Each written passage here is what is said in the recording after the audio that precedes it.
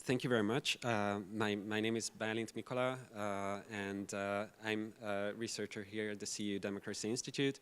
And I'm going to talk about our joint paper with Péter Radó called When Illiberals Govern Educational and Cultural Policies in Hungary and Poland. So a little bit about the background of this study and where it is situated within the framework of the AUTHLIB project. So one of our core aims was to look at the policy propositions and the actual policies that illiberal governments implement in power. We looked at several different policy areas and we understood that education and culture could be organized under the same bracket of policies that influence the dissemination and production of knowledge, so this epistemic sphere, so to say. And we started working together on this with Péter Radó, but we were also assisted by colleagues at the partner institutions working on other countries. At the same time, in the end, we decided to focus on Poland and Hungary for the reason that these countries experienced the longest periods of illiberal government. So as you know, in Hungary, Fidesz has been in power since 2010, and Poland has experienced a long duration of peace in power from 2015 to 2023. And so what studying the education and cultural policies of these countries allowed us to answer is the question of how ideological narratives transformed educational and cultural policies by illiberal governments while they were in power. How we approached this question, so as I said, we focused on Hungary under Fidesz and Poland under the Law and Justice Party's tenure.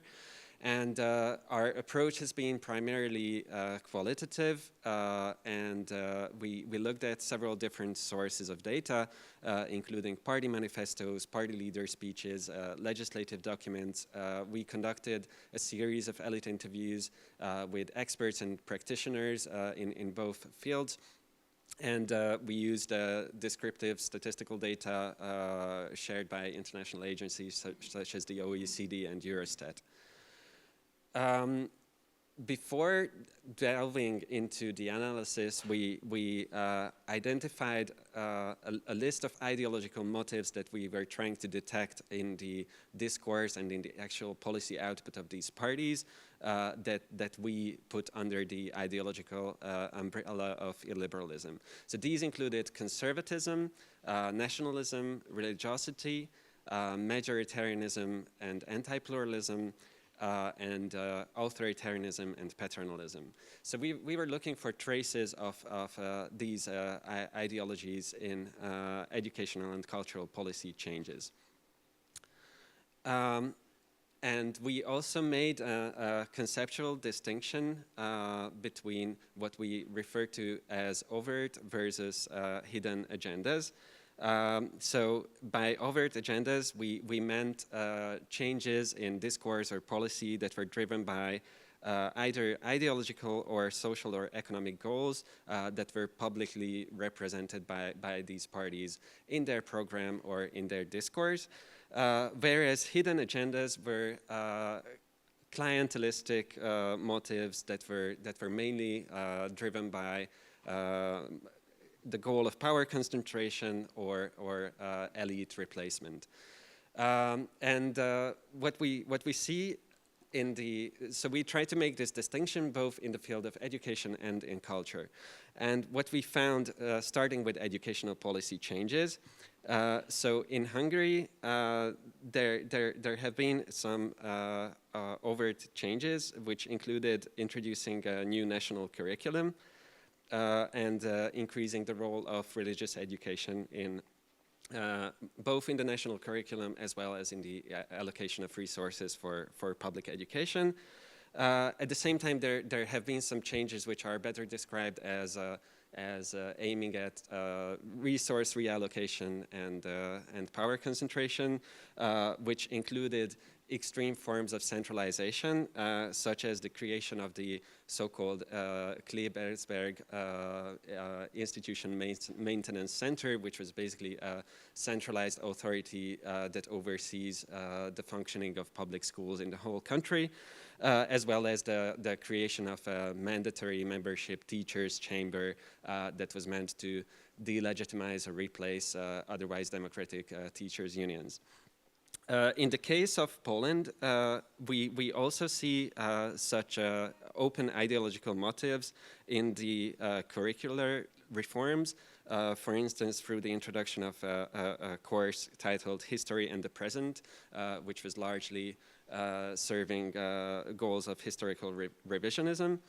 At the same time, there is a difference in the Polish case in the sense that the educational governance structure was much more decentralized to start with, and educational institutions, that is schools, kept a much higher degree of autonomy despite attempts at centralization. At the same time, there has also been a much higher level of resistance from teachers' unions and civil society. So in the end, and I will talk about outcomes later, but the centralization efforts of the PiS government have been less successful than in the case of Fidesz. So talking about culture, so we also see this distinction between what parties have publicly communicated about their goals, which usually included justifications of improving the quality of cultural production, introducing some ideological elements from the list that I mentioned before. Also, some elements of historical revisionism have been explicitly stated by these parties, especially with regards to both countries' role in the Second World War. And centralization has been presented as a means of making these sectors operate more efficiently. At the same time, we also experience some hidden agendas here, which aim at institutional takeover, the marginalization of autonomous intellectuals, acquiring the profitable segments of the cultural industry, for instance, the festival business in the case of Hungary. And what has also been a tendency in both of these countries is increasing control over public media, which has reached unprecedented heights in both countries. If we want to translate these into specific measures, then in the case of Poland, what has taken priority was the creation of alternative cultural institutions, especially in the area of historical revisionism. This has also happened in Hungary, but there have been some specific changes that are in a way more direct attempts at restructuring the institutional landscape. So for instance, the Hungarian Academy of Arts, which was an informal association of conservative artists, has been turned into a public institution with secure funding from the public budget. And there has also been a change in the financing system of movies, of film production, which has gradually shifted from a commercial and internationally competitive focus towards one that focuses on the production of historical movies that reinterpret key periods of Hungarian history from a conservative perspective. So what we also tried to do in this paper is that we wanted to find some valid and reliable measures of how effective these changes have been in producing the desired outcomes. And here we relied on existing data from OECD and Eurostat. In the field of education, one of the key performance indicators that is often used to measure educational outcomes is the results of the PISA tests, which are reading literacy and general competence test done by 15-year-olds. And if you see that, so in both countries, there has been a decrease in the PISA scores of 15-year-old students throughout this period. Actually, the decrease has been more pronounced in the case of Poland, but the overall average figure remained lower in Hungary. But so none of these countries have managed to improve their educational outcomes during illiberal governments in power.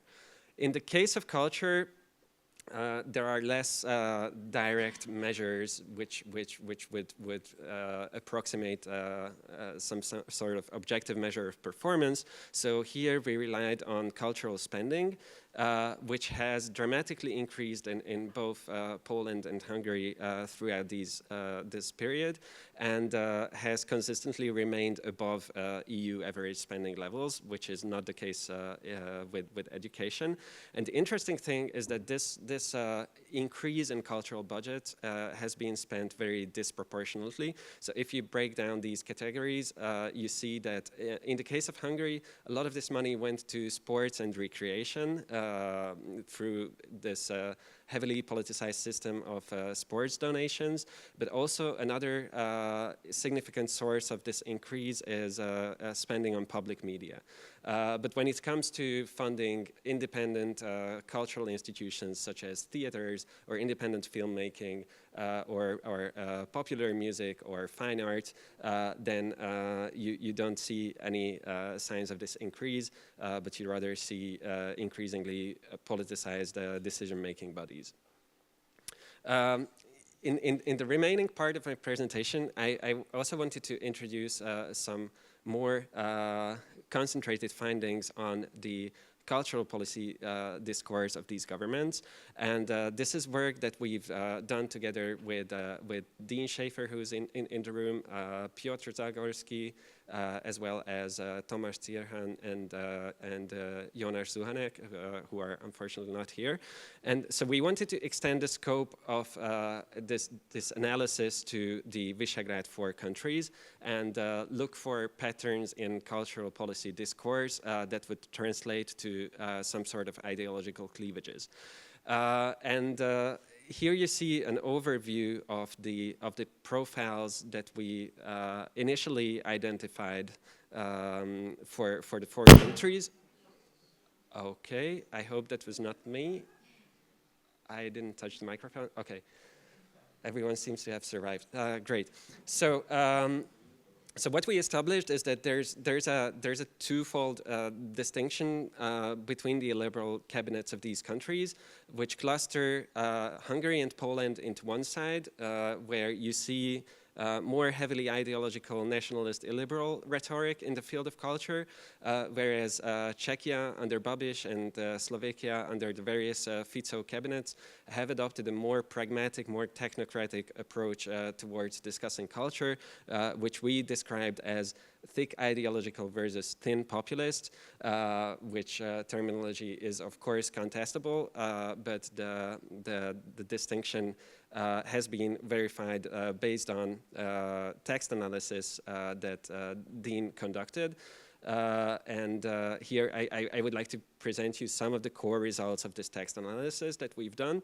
So we looked at two different things. One of them was the saliency of discussing culture by heads of government in all of these countries across time. And what you see is that in the first half of the 2010s, there has been a gradual increase in the salience of culture in all of these countries. It has been especially salient in the discourse of Viktor Orbán and Jaroslav Kaczynski. And in the case of Hungary, there has been a gradual decline starting from about 2019, which also speaks to the relative failure of the Fidesz government's attempts to redraw the cultural canon. what we also looked at is what were the key terms that were used by each of these leaders, and these largely resonate to the theoretically established categories that I just talked about before. So in the case of Orbán and Kaczynski, you see a lot of value-laden terms such as tradition, Christianity, nation, civilization, Polish, identity, spiritual, Christian. So, whenever culture is discussed by these illiberal prime ministers, they used heavily ideological terms, as opposed to Babiš and Fico, who have used more technocratic terms, talked more about efficiency, talked more about markets, reconstructing buildings, and took a more managerial approach towards culture. Okay, and I end with some main conclusions that try to summarize our findings both on education and on cultural policy. So as we try to demonstrate, illiberal leaders try to pursue two different purposes. They try to seize ideological control on the one hand, but at the same time they also instrumentalize education and culture for implementing elite replacement and redistributing resources. In terms of outcomes, we see a major difference in that, first of all, the Polish government has been more ideologically driven in its pursuits, especially in the field of cultural policy. At the same time, it has been restrained by a lack of supermajority in parliament, which Fidesz has held throughout this period, and therefore it had an easier or bigger room for maneuver to implement its agendas. In terms of outcomes, we see a differential impact on education. PISA scores have declined in both countries, but the degree of decentralization remained much larger in Poland. And none of the changes in cultural financing have led to significant changes in redrawing the cultural canons. Just to give you one example, if you look at the most popular movies in Hungary from the year 2024, independent movies took over the publicly very generously funded ones, which suggests that autonomous culture is resistant. And finally, we established this conceptual distinction between what we call thick ideological versus technocratic populist cultural policy discourse, which clustered the Visegrad 4 region into two groups of countries, and we think that this distinction is theoretically meaningful. Thank you very much for your attention.